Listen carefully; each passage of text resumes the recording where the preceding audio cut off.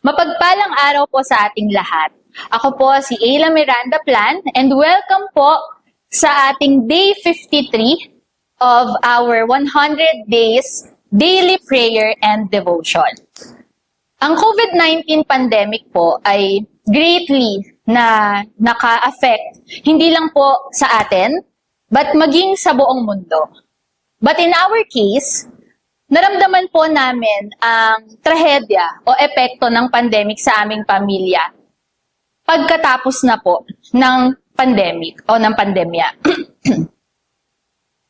Nabawasan po kami ng mga kliyente sa aming pong mga negosyo at dahil po dito, kinailangan namin ng major lifestyle downgrade.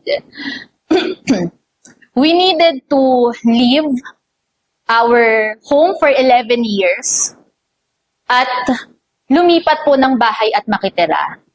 We needed to transfer our child sa isang school na mas less po ang tuition fee. Pero, sa kabila po ng lahat ng mga pangyayaring yon sa buhay namin, mas naging closer po kami, ang pamilya namin sa Panginoon. Finally po, ang asawa ko at yung aking anak, umattend sila last year ng communicate class. And both of them got baptized po last year din. Ngayon po, kasama ko na ang aking asawa at ang aking anak sa mga church activities.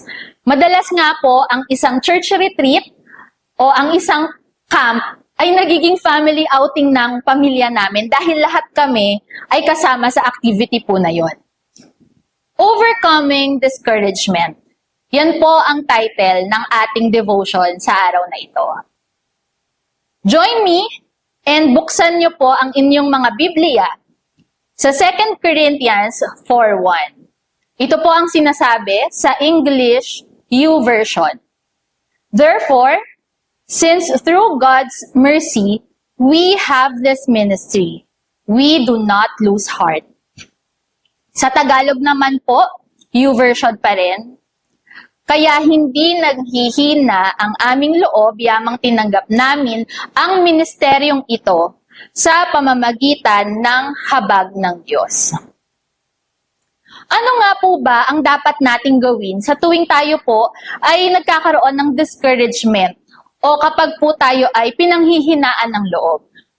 Una po, acknowledge discouragement. Normal sa atin na mga human beings na magkaroon po ng discouragement na tayo po ay nanghihina. Others say, it's okay not to be okay, but it's not okay to stay not okay. Kung sa iba naman po, ang problema, dinadaanan lang yan. Hindi yan tinatambayan. When we feel discouraged, tayo po ay manalangin and ask God for strength and encouragement during the testing times. Pangalawa po, find hope in God's mercy. Alam na alam po natin ang kasabihan na nasa Diyos ang awa, nasa tao ang gawa. Sa Panginoon po natin makikita ang pag-asa because apart from God, we can do nothing. Let's ask God for energy to help us move and push forward in our evangelistic efforts.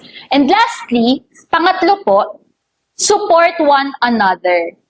Kaya nga po, very important ang small groups, cell groups, life groups, nurture, fellowships.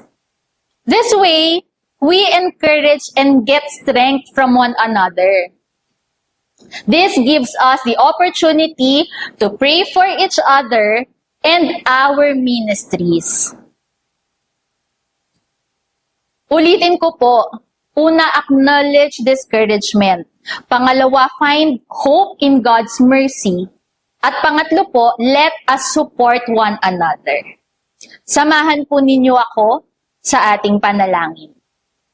Panginoon naming buhay, at Panginoon naming makapangyarihan sa lahat. As the days quickly pass, and we get closer to our centennial anniversary celebration, kami po ay nagpapasalamat sa inyong paalala on how we can overcome discouragement. It is in you where we can find renewed hope, strength that is renewed every morning.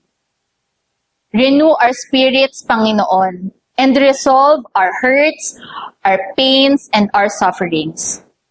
Help us and make us an encouragement for each other. May we uplift one another in our ministries.